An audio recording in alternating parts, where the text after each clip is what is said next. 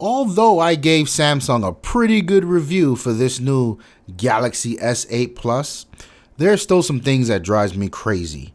Tune in as we tackle the failures one by one. 2 cups, toast up with the gang. From food stamps to a whole nother domain. Out the bottle, I'm a living proof. What is the deal, beautiful people? It's your boy Ramon, Lifestyles Defined. Let's talk about some failures of the Galaxy S8. I was very lenient on my review, mostly because I didn't want to have a super long, super techy review, but there are still some things about it that bothers me, and I feel like we should talk about that. And it's not precisely the things that I outlined, such as like we don't know how Samsung's gonna handle the updates in the future. Although I'm still leading towards a negative feeling on that, but it's not a fail.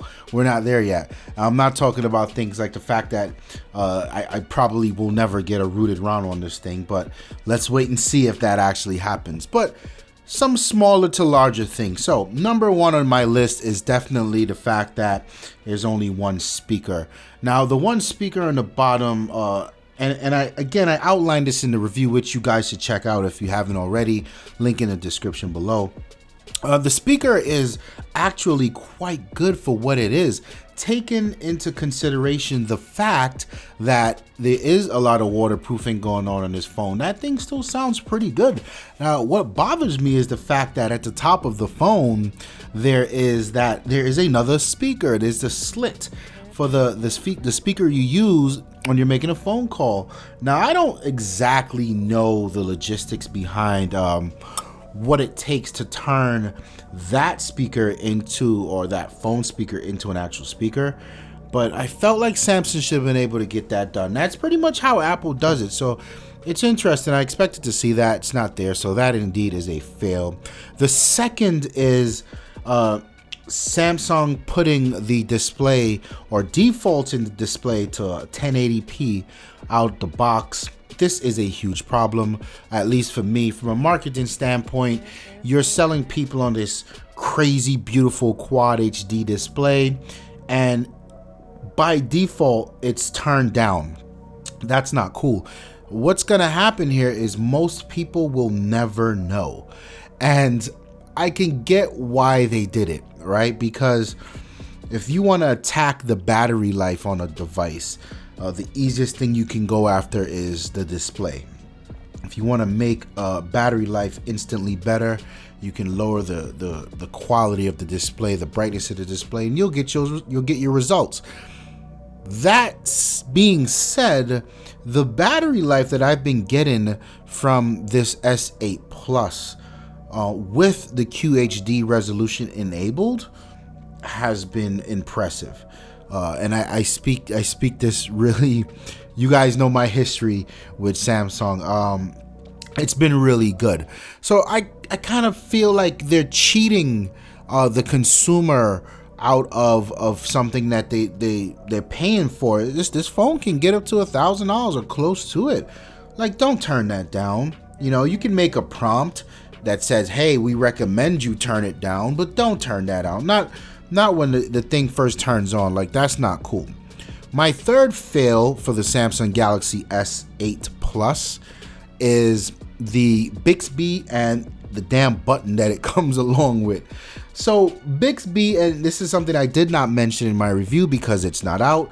I haven't even activated it. I use Google Now, FOH with that Samsung. I don't even know why they put so much time and energy behind it. I knew they did acquire the company that who did they acquire? Was it Siri? It wasn't the people who made Siri.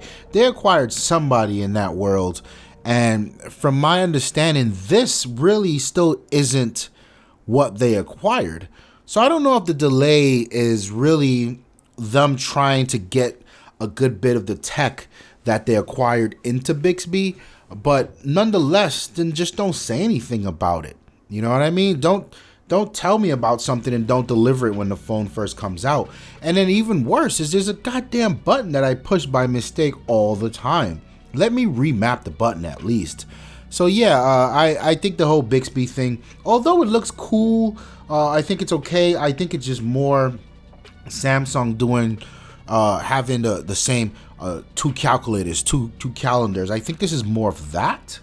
But I do like a lot of the stuff they showed that Bixby could do. That was cool, but nonetheless, it's not ready.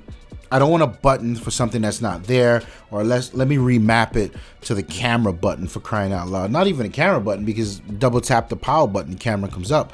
So I don't know, maybe Google Now, something. Just it's a fail. It's a fail. The fourth is actually this continues to be an annoyance in my ass, is the fingerprint reader. And for those of you who work out, actually the was it the heart rate monitor? The heart rate monitor and the fingerprint scanner, these things are in totally the wrong position. I don't know what possessed them to put it there. I understand the need to put it on the back of the phone, but wow, what piss poor placing. It's super hard to get to, especially given the fact that the phone is twice as long.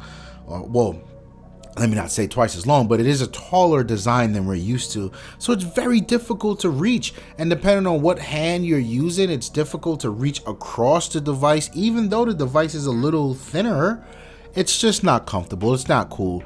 FOH with that, Samsung. And the last is the Samsung Experience UI. Now, I have to give credit where credit is due. If I look at something like a Galaxy S4, Galaxy S5, in comparison to what Samsung is offering us with the Samsung Experience, is what they call it now, they have scaled back so much. And it should be commended, but it just has to go. I mean, there's a lot about the Samsung stuff that I just don't like. Like, okay, I'll take the Samsung features. And we're talking about the, a lot of those advanced features where you put down the phone, it mutes itself. You slide over the phone, it triggers a screenshot. A lot of that Samsung-y stuff I think is okay. I think it's cool. But I don't need your UI. I really don't. And I can't imagine how much time and energy is spent on Samsung and their internal development teams working on this UI that just fails every time. I find the icons quite ugly. It's just, everything about it should just go. I would love to see Samsung just go vanilla Android with some tasteful tweaks. I'm waiting for that. And to be honest, they're pushing more in that direction year after year, but for right now, it's still a goddamn fail.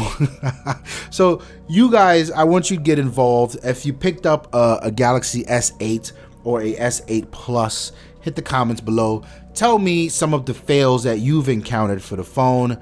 Let me know how you feel. Thank you so much for checking out the video. Don't forget to hit that like button, and don't forget to hit subscribe. We would love very much for you to subscribe to the channel, show your support. My name is Ramon. I'm out of here. Peace. If I had to describe Lifestyles Defined, I would say it is a dream come true to have a platform where we can talk about the things that we love, and we can share with people who also love the things we love the way we love, and just have conversations that matter and go back and forth and grow as a community. It's been a pleasure. It's been a dream, and I just want to thank everyone that's involved for rocking out with us.